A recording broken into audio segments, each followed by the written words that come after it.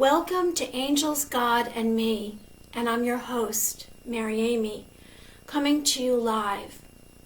My site is listed on the screen, maryamyofficial.com. As an intuitive wisdom coach and empath, I'm ultra-sensitive and capable of understanding and knowing your spirit. I've joined forces with the four elements of nature to be in the flow. Let's begin to transition bad luck and bad karma with goodness. Angels are celestial beings performing acts of goodness for humanity. I hope to bring us together in a peaceful way of life. I'd like to start today with a prayer. A prayer is a request for help, forgiveness, or thanks with hope and wishes spoken aloud or silent. I am asking the universe, God, a higher power, to please give protection, strength, love, hope to my community, New York State, the USA, and all the people, human beings in the countries facing these harsh times. Anyone alone or scared, I want to send my blessings and my heart. I am so sorry for your pain and suffering.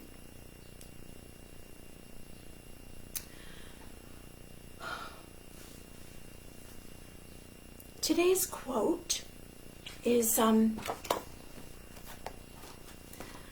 voice came to me about noon. It was summer and I was in my father's garden. I saw it many times before I knew it was St. Michael. He was not alone, but duly attended by heavenly angels. This quote is by Saint Joan of Arc. Joan, born in 1412 and passed in 1431, was only 19 years old. She was born in the village of Domremy, northeast of France, and she was known as a pious, a pious, devoutly religious child, always in church praying. At 13, she began hearing mystical divine voices, saints and angels. She called them her counselors. She was given guidance from God, angel guidance from God. St. Michael, Archangel, spoke to her, the Archangel. I read, it was Archangel Michael, but when you look at this particular story about Joan of Arc, they call him St. Michael, the Archangel. He spoke to her. St. Margaret, St. Catherine gave her counsel and appeared later with heavenly angels regularly, indicating a mission for Joan to lead the French soldiers into battle at the siege of Orleans against the English. I found this is the first surviving picture of St. Joan, and it's a sketch by the Secretary of the Parliament of Paris, and I'm going to butcher this name, Clement de Fauquemberg. Joan believes St. Michael helped her defeat the English during the 100-Year War, and Archangel Michael predicted this to St. Joan outcomes. Good against evil. Joan believed in the voices and the apparitions.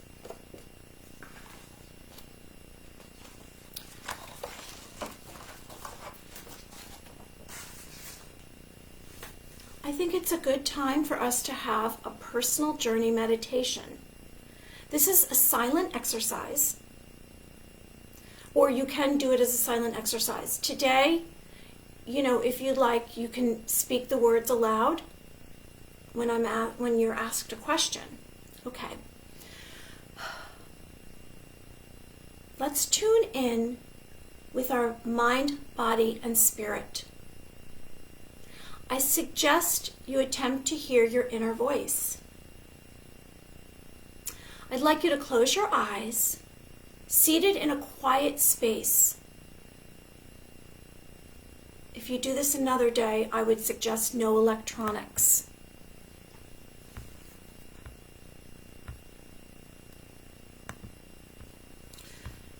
Sorry about that. Okay, so relax all the parts of your body. Do a body scan from the top of your head, down through your body, your torso, your legs, and your feet. And just let it all go. Breathe. I'd like you to focus on your breath. Your eyes are closed. The air smells fresh. A breeze washes over you. And you're standing in a body of water.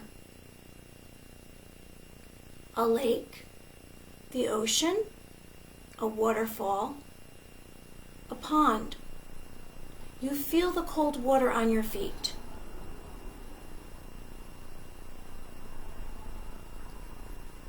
Looking down at your reflection, ask to see your future self.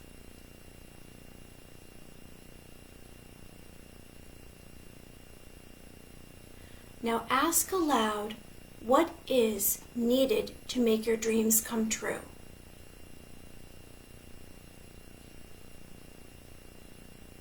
Listen for the response. Stay in the moment.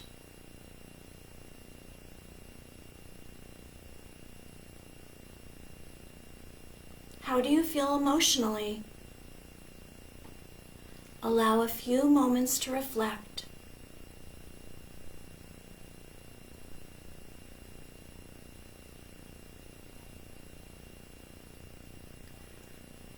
I will count backwards.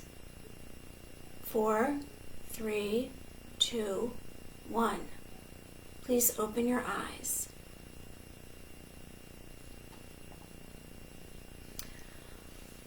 I'd like to talk about intention. An intention is an idea or a plan that you aim to carry out. It's aligning yourself with a goal or purpose. Angels or spirit guides will help you if you have spiritual intentions. An example of that would be a daily affirmation or mantra, something like, I will be, and something that's a virtuous characteristic, like I will be understanding, I will be kind, I will be compassionate, positive virtues. I will give love to, I will forgive. Another spiritual intention might be a prayer, meditating, connecting with nature, the flowers, the trees, wildlife. All of these will awake your consciousness. Yesterday when I was reading my book about Teresa of Avila, this piece of, because I can't seem to get through this book. It's a very difficult.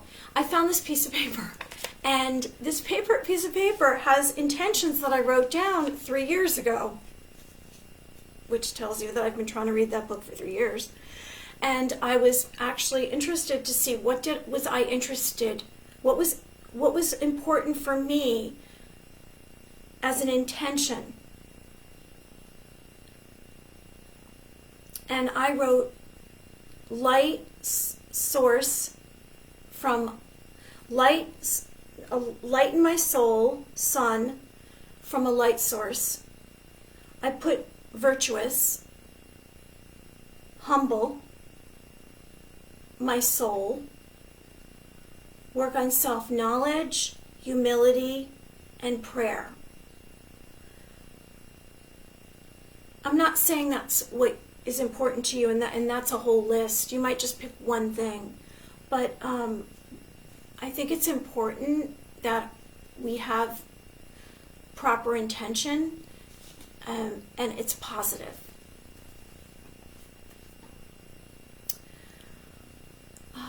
So there's something what's called chi. what chi is chi is universal life force energy, and it travels through the body. And it travels through the pathways, the meridians. It's the balance of yin and yang, which is positive and negative. An electromagnetic phenomenon as a form of light energy, and it balances our emotional, physical, spiritual, and mental energy to create harmony. This chart says yin is small, feminine, cold, subtle, textured, rough, quiet, old, dirty, slow, calm, curvy. Wow. Dirty. Yang is large, masculine, hot, bold, plain, smooth, loud, new, clean, fast, active, straight. Wow, interesting.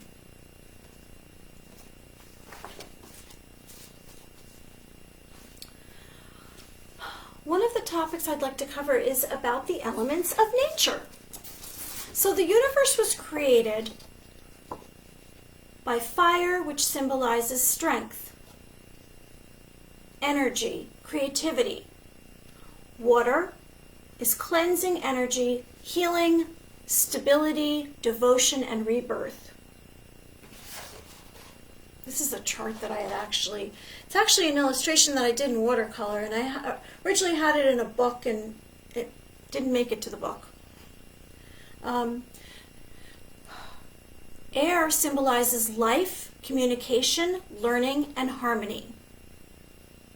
Earth is cleaning, power, prosperity, groundedness, permanence, intuition. These forces of energy are a balance that is needed in the physical world. Buddhists believe that these are the basis for understanding suffering, the base of real sensations. To the Chinese, elements of fire, earth, metal, water, and wood are the elements.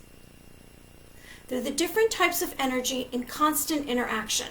And the Greeks added ether to the 5 elements, which could be translated as pure air or sky. Tibetan philosophy consider earth, water, fire, air, and space.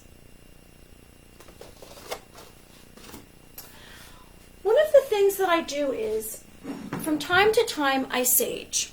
Now, what is sage? Sage comes in a smudge stick or sage bundles, and it's a natural herb for cleaning and purifying your home or location. I got this at Whole Foods. You can get it at a health food store. You burn sage to clear away negative energy, and this is referred to as smudging. Usually after I've worked with a client, the space that I've worked in, I sage the space. It's a wellness practice. You open the windows, and to remove the negative emotions, you swish or swoo the energy out of your home. Native American cultures burn herbs for ceremonies. The practice of smudging is to bless people and locations depending on the culture. Since I'm empathic, it's a really important tool for me because I come across a lot of other energies, and it's a way of getting it away from wherever I am. Well, we're going to have a guest caller in a few minutes. Her name is Jill Doornick, and she's the founder and president of Animal Nation, a nonprofit, all-volunteer organization dedicated to eliminating the cruelty to animals. And here she is. Hi, Jill. Good morning. How are you today? Good morning. I'm doing very well. I'm so glad to speak with you. I was just introducing you. Jill has been a wildlife rehabilitator and worked with the wildlife for 25 years. I personally have known Jill for around 15 years. I met Jill when one of my daughters had found a injured blue jay, and I didn't know what to do, and I contacted my vet, and he suggested that I get in touch with Jill. And I went over to Jill's, and that was just the start.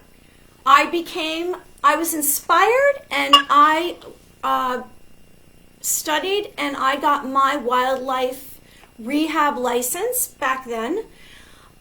So Jill, let's just begin with the fact that spring is coming, and the wildlife will be out, the baby birds and the squirrels.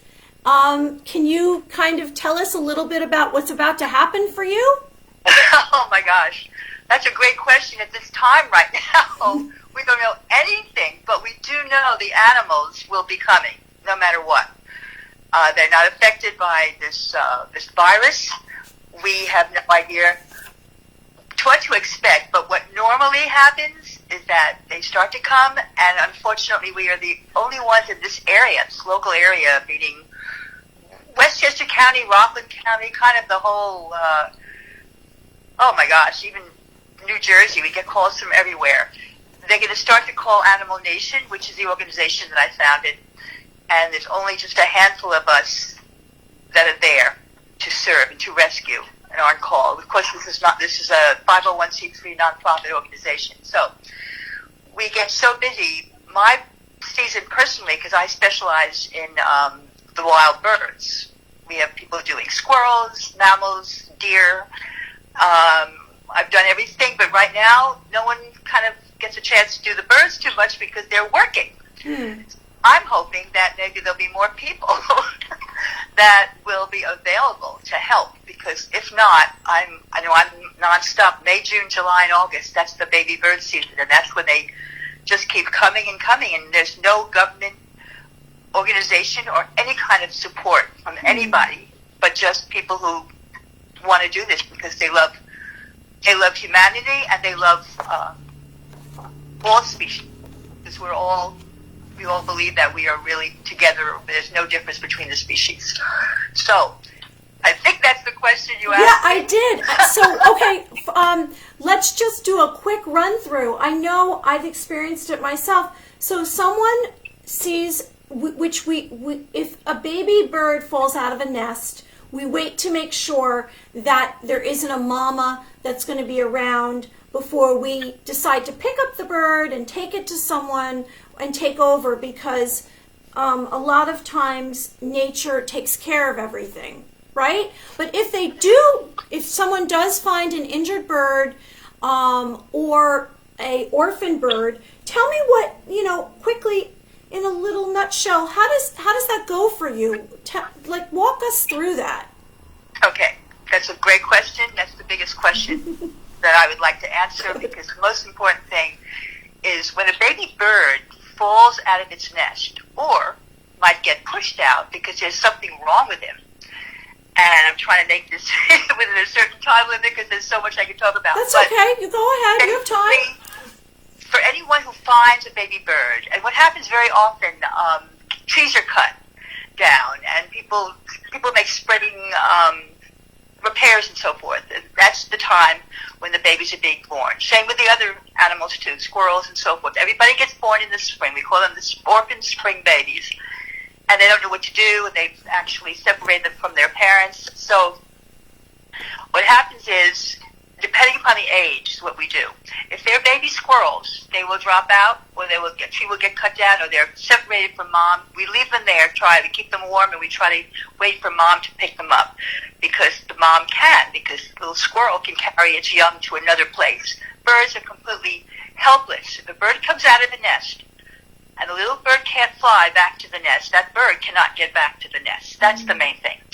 If the bird is naked, it was either pushed out because it might have been born something wrong, or a sibling pushed it out, or a bird picked it out, and you find a little naked bird. When I say naked, there's no feathering. We got to get it, keep it warm, and then call, I guess, me, because there's no one else right now.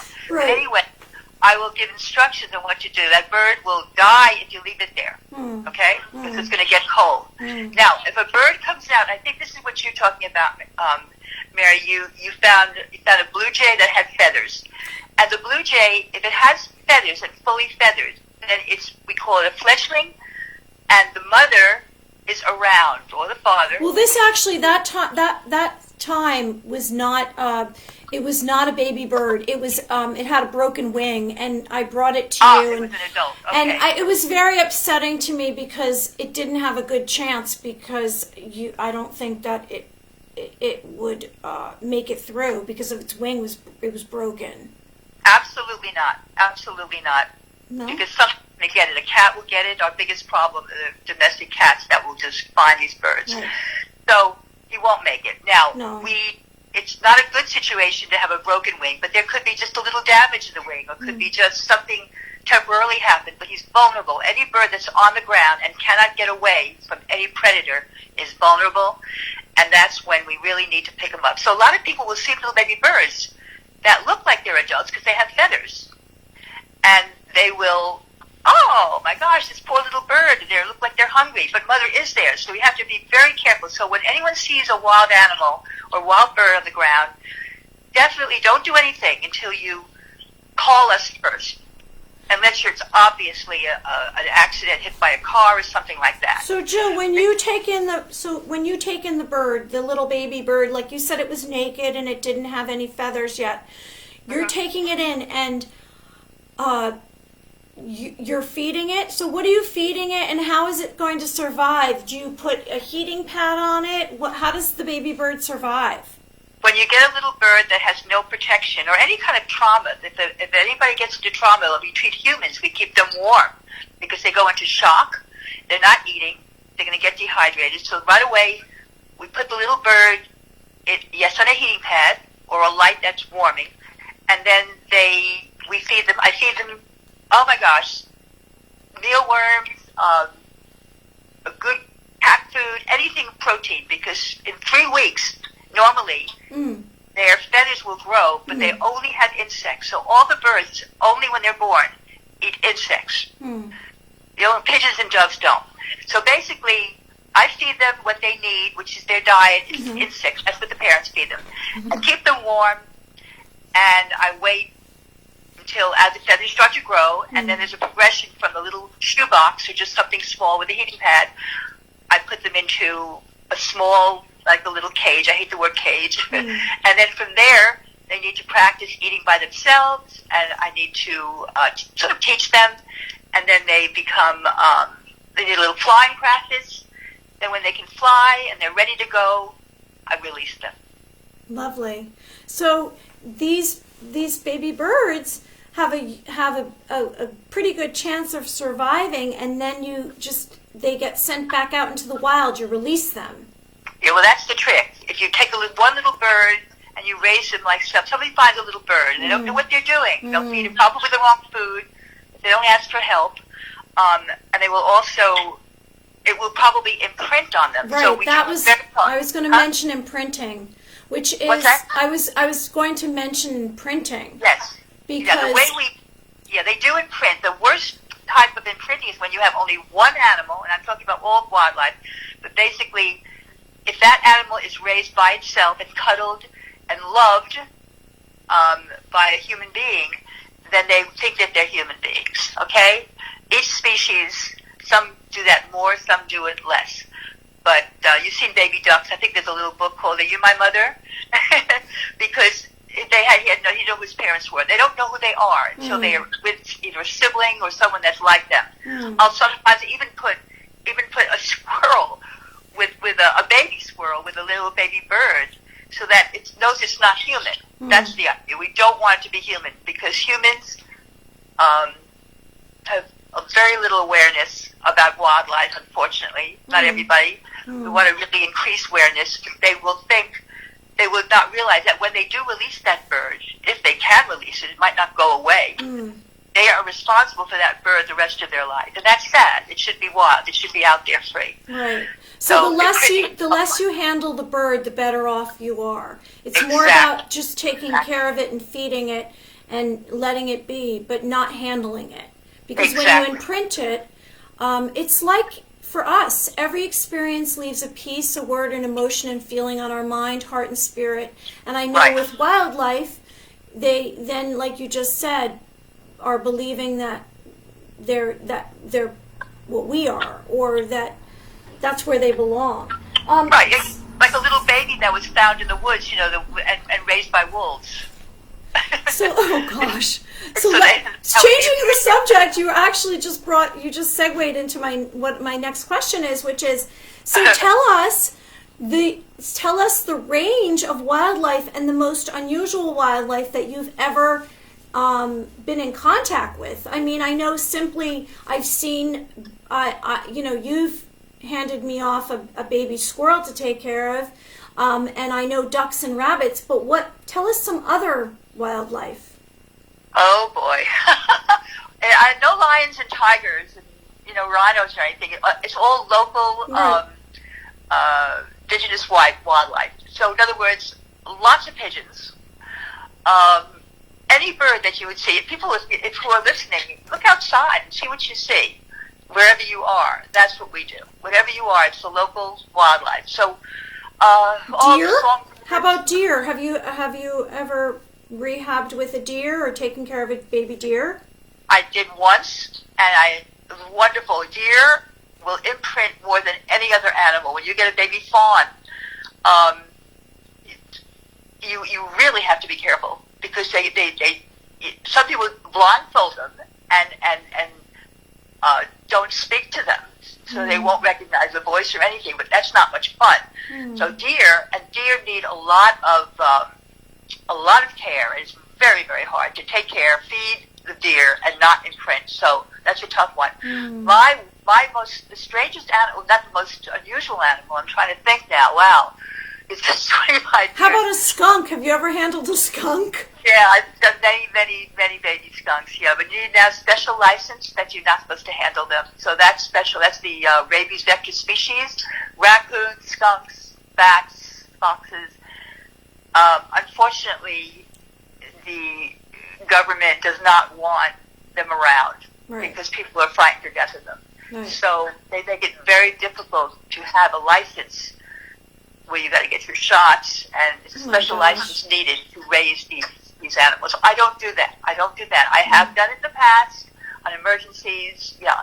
So I raised pretty much everything that you've seen out here: woodchucks, even raccoons when they were babies.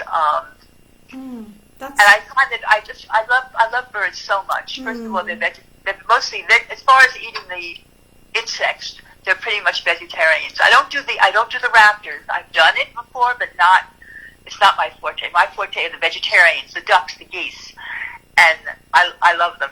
And there's two kinds of birds. There's songbirds that are in trees, and then there are the birds, because those are called nutritious birds, and the precocious birds are the ones like ducks, chickens. Just got a chicken in the other day, by the way, cute little hen.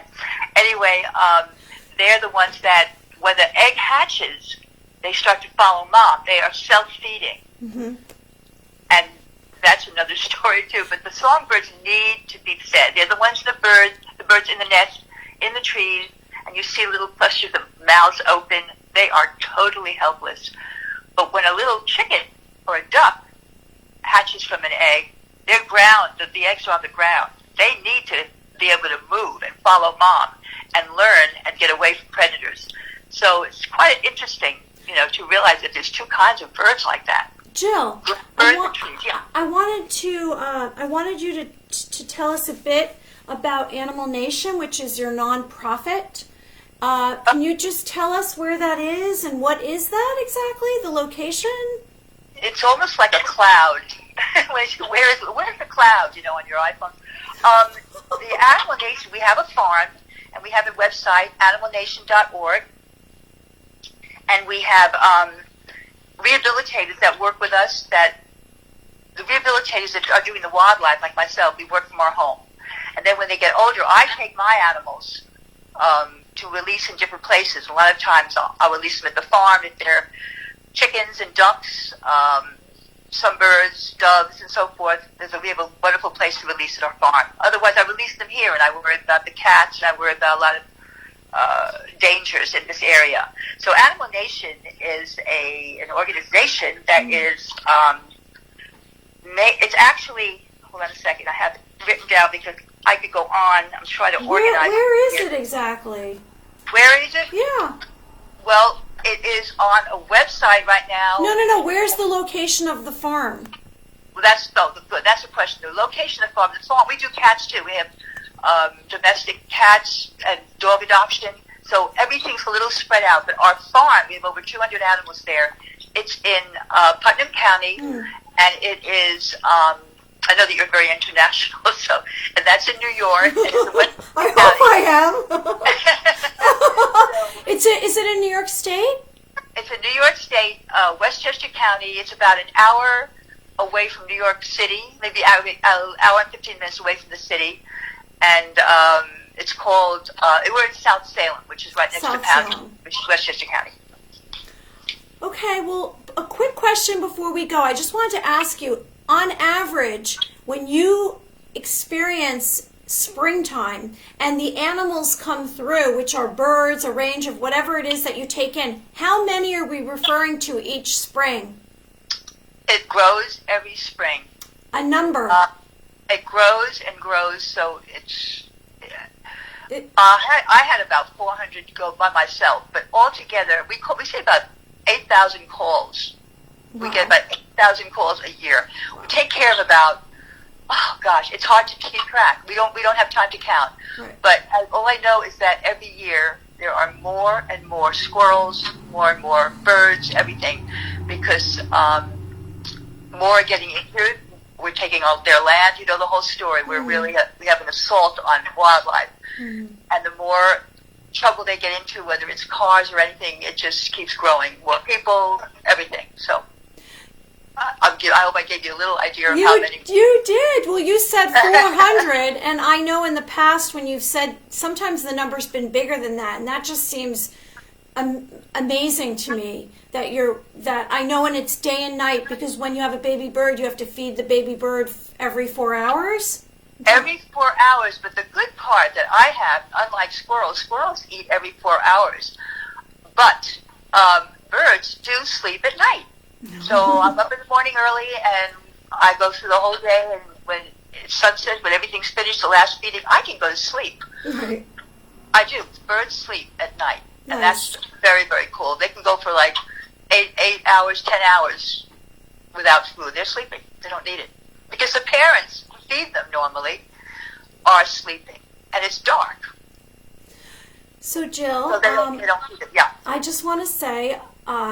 I'm so grateful that you joined us this morning, and you inspired us, and you shared, what's going on out in nature, and people can find you at animalnation.org, which I have on this post, and your Facebook page has many, many videos of you taking care of birds. Is there anything you want to share before we go about what you're doing, or plug anything? The whole idea is we're just trying to spread awareness. We want to educate people.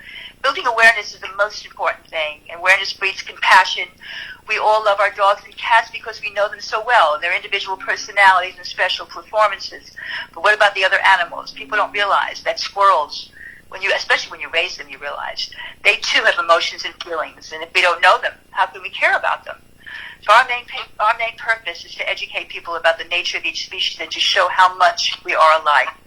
We do that by, pretty much of what I mentioned. We have a humane education programs, publications, and so forth. So we try to do it all. We're doing too much. But we need more people on board. If anyone really wants to see us, go to animalnation.org, and you'll see a main video of our farm. It's only a 5-minute clip. It kind of gives an overall idea of what we do. It's not too much of what I was talking about, but this was taken at the farm. But we're coming out with some more videos. Thank you so much, and you're inspiring, and I love you, and I wish you well, and we'll talk soon. Well, you are totally equally inspiring to me. You always have been, and I was blessed when I met you 15 years ago. Thank you. So thank you so much. I love what you're doing. Keep it going. All right. You have a wonderful day, Jill. Okay, thank you. I'll talk soon. Bye-bye. Bye-bye. She's awesome. She actually was, she's for many years was a dance teacher, and she had a studio in Larchmont, New York. And I was a wildlife rehabilitator and knew her in that capacity. And then I took tango classes with her for a period of time. She taught me how to do tango, which is a wonderful activity. Okay, quickly before we end today's show, I'd like to do what I do, which is angel facts. So angel facts are, some angel facts are near-death experiences, NDEs. People have claimed to have been taken by glowing white angels to the other side, which some may perceive as heaven, and then returned, and they cheat death, I guess you would say. Angels are made of light. They're benevolent, supernatural beings. Now, statistics show that 68% of Americans actually believe in angels. People either completely agree in angels' existence or mostly agree. Archangel Raphael is a healer. You can ask him for help, or you don't want to say him because they're non-gender, but ask for help or a miracle. So if you're having a tough time, you can call out to Archangel Raphael and ask him, or pray, silently pray for help. He's the healing angel. Now, quantum physics and string physics have proven that there is visible and invisible realms. Everything carries a vibration. That's how I actually do a reading, where the vibration comes to me through images and symbols and metaphors and messages. And in these dimensions exists heavenly realms. Angels, heavens, a third heaven, which means there must be 1 and 2 if there's 3, and evidence from substance, wave, particle duality. So there is proven that there is angels and heaven now through quantum physics. Also, I'm reminding you that I do have a t-shirt for our show, Angels, God, and Me, and it is our show. This is a show for you. I enjoy doing it, but I'm trying to bring light and love and peace and hope. And if you have hope, I have hope. And if I help you, you're really helping me. So you can get this t-shirt on my website, maryamyofficial.com. It comes in a small, medium, and large. It's mostly 100% cotton, and it's $28 if you want a Venmo, and I'd like you to tell me why you like the show. Before we go, the last thing is gemstones, which is what I always let my clients, as a holistic practitioner, pick one. And today's gemstone is the amethyst. It's a tumbled gemstone. It has healing properties. And this amethyst quartz helps with physical ailments, emotional issues, energy healing, and chakra balancing. It works for your nervous system. It helps with nightmares and insomnia. That's really helpful. And balances your crown chakra.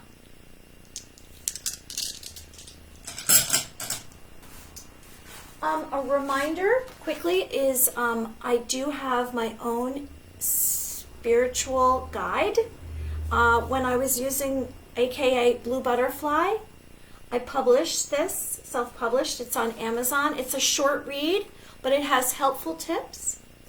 As an empath, I didn't feel protected, so I'd call out to white light. That's why it's called the White Light Prophecies. And one of the prophecies, I'll give you Prophecy 3, which is related to our guest today, Jill Doornick. Prophecy 3, by protecting nature from harm and learning to respect all living things, you will be one with the universe.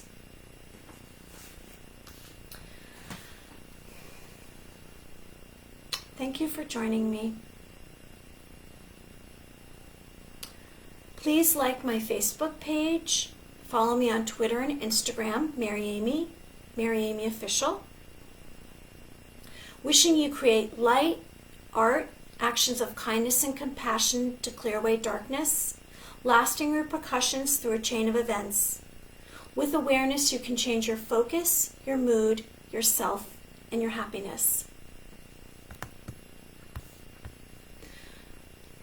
I'm sending out prayers to all of you with hope, health, and happiness. Thank you.